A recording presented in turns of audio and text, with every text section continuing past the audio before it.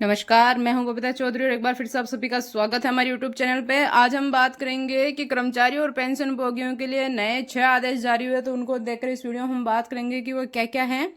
तो आगे बढ़ने से पहले मैं आपको बता दूं, यदि आप हमारे चैनल पर नए तो हमारे चैनल को सब्सक्राइब कीजिए और अगर आपको हमारा वीडियो अच्छा लगे तो इसे ज़्यादा से ज़्यादा लाइक कीजिए और शेयर कीजिए।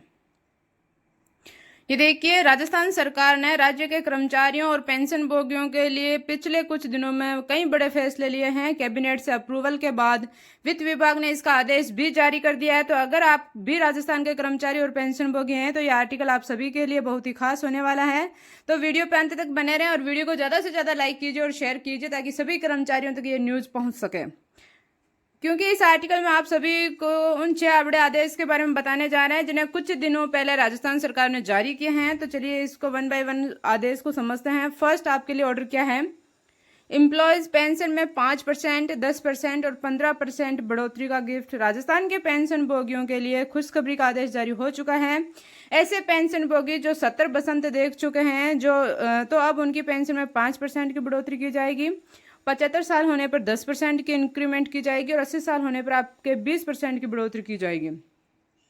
इस पर डीए का भुगतान नहीं होगा और डीए का भुगतान पुरानी मूल बेसिक के हिसाब से किया जाएगा, यानी कि आपके मूल वेतन में 5%, 10% और 20% की बढ़ोतरी की जाएगी, लेकिन इसके साथ ही आपका डी और एरियर नहीं बढ़ाया जाएगा। डी और एरियर आपके पुराने मूल वेतन के हिसाब से ही रहेगा। अब हम बात करें कि पेंशनर्स कर्मचारियों के दिव्यांग भाई बहनों को मिलेगी पेंशन। कर्मचारी के दिव्यांग जो भाई बहन को पेंशन का लाभ दिया जाएगा। अगर कर्मचारी की पत्नी नहीं है या बच्चे नहीं है या फिर माता पिता भी नहीं है तो कर्मचारी के भाई बहन है और वो दिव्यांग है, जो उनका पेट उनके भाई के कारण ही पल रहा था, उनको फिर कर्मचारियों की जो भाई बहन दिव्यांग होंगे उनको फिर उनकी पेंशन दी जाएगी। अन्यथा अगर वो अपने शारीरिक रूप से स्वस्थ है तो उनको नहीं दी जाएगी। और ये भी आपके लिए बहुत ही अच्छी खबर है, बेशर्त दिव्यांगता कर्मचारी के जिंदा रहते हुए हो। साथ में कहा गया है कि पीपीओ में पत्नी के अलावा अन्य सदस्यों के नाम डाले जा सकते हैं, यानी कि दिव्यांग कहने का मतलब ये है कि आपका भाई खत्म हो गया और उसके 2 साल बाद अगर आपने दिव्यांगता हो गए किसी भी कारणवश तब आपको पेंशन नहीं दी जाएगी। आपके भाई या बहन या जो भी आपका नौकरी कर रहा हो उसके रहते हुए आप से शरीर से किसी कारणवश हो गए तो आपको पेंशन दी जाएगी और आप अपने पीपीओ में पत्नी के अलावा किसी और का भी नाम लिखवा सकते हैं। अब हम बात करें कि पेंशन फाउंड आरजेएचएस में सास ससुर भी बनेंगे लाभार्थी। कर्मचारी अब चाहें तो अपने माता पिता के अलावा अपने सास ससुर को भी आरजेएचएस का लाभार्थी बना सकते हैं, लेकिन शर्त यह है कि दोनों जोड़ियों में से केवल एक जोड़ी को ही इसमें शामिल किया जाएगा। कई बार क्या होता है कि जो कर्मचारी होता है उसके पेरेंट्स जीवित नहीं रहते हैं किसी कारण, तो उनका लाभ वो अपने सास ससुर को दिलवा सकता है, लेकिन अगर उसके पेरेंट्स जीवित हैं तो दोनों में से किसी एक जोड़ी को मिल सकता है, दोनों जोड़ियों को नहीं मिलेगा। अब हम बात करें कि कर्मचारी चाहे तो अपने माता पिता को इस योजना में शामिल करें या अपने सास ससुर को। इससे परिवार में मतभेद होने की संभावना है। जिस परिवार में पत्नी की चलती है तो ऐसे कर्मचारी दबाव में सास ससुर को शामिल करेगा, इस प्रकार उसके माता पिता की उपेक्षा होगी।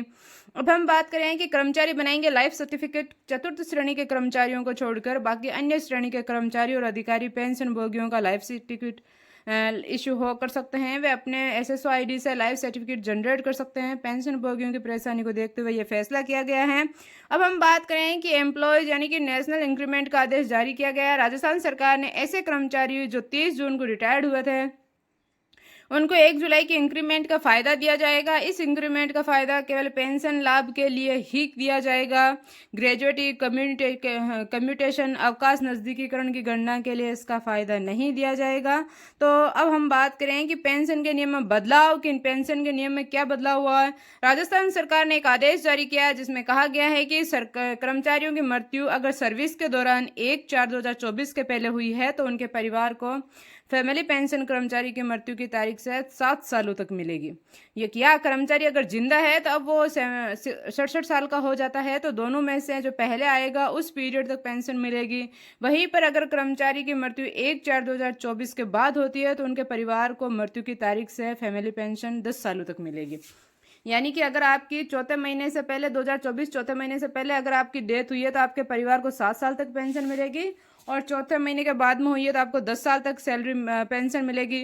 तो इसी तरीके की और वीडियो देखने के लिए हमारे चैनल को सब्सक्राइब कीजिए और बेल आइकन को जरूर दबाएं ताकि आने वाली वीडियो का नोटिफिकेशन सबसे पहले आप तक पहुंचे। और वीडियो को ज़्यादा से ज़्यादा लाइक कीजिए और शेयर कीजिए। धन्यवाद।